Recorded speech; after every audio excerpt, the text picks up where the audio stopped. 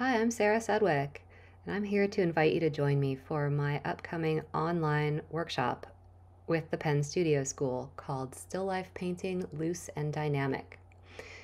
If you're a beginning painter or if you're a really experienced painter, if you love painting still life or if you have never painted a still life before, this workshop is for you.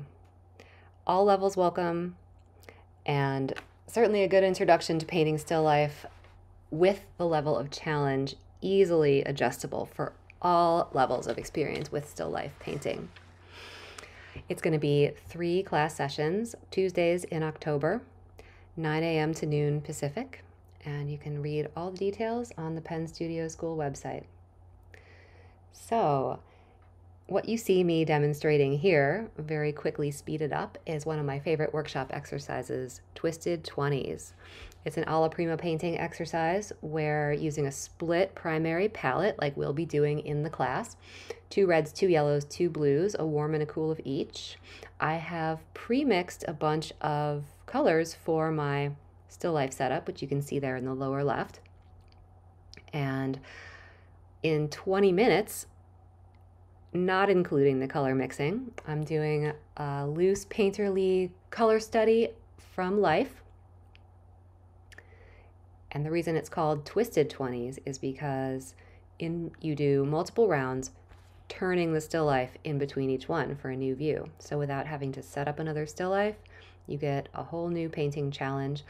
And ideally with Twisted 20s, you would do 2 or 3 back to back, remixing your palette in between each one. I love this exercise for coming back into the studio when I haven't painted in a while. It's a great warm-up. You are totally off the hook. You can throw everything at the wall and see what sticks, both brushwork-wise and color-wise, because you only have 20 minutes. So if it comes out crazy, it's not your fault. I also really love this exercise for creating a palette. Like I said, in between the rounds of 20-minute oil sketches, we remix the palette and it gets more naturalistic, more harmonious each time we do that. So often when I'm about to do a large scale painting, I'll do a 20-minute painting or a couple of 20-minute paintings beforehand to kind of tweak and create my palette, perfecting my color mixtures and getting to test them out.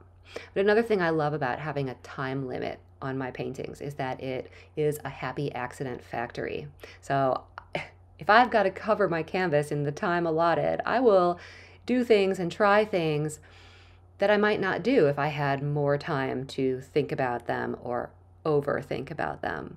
So letting go of perfectionism is certainly a benefit of having a time limitation placed on your painting. And it's just fun. So I've seen amazing work come from this exercise, and the other things we'll be doing during the class are creating value studies using black and white ink on tan paper.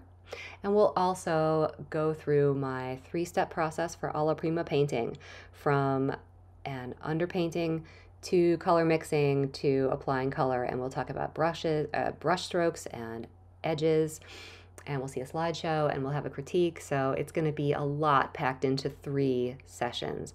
I really hope you'll join me for Still Life Painting Loose and Dynamic, Tuesdays in October, Penn Studio School. All the information is on their website. Thank you so much for hanging in there and watching this time-lapse video. If you missed something because I painted too fast, feel free to go back and watch it again. And I really hope to see you in class. Thanks.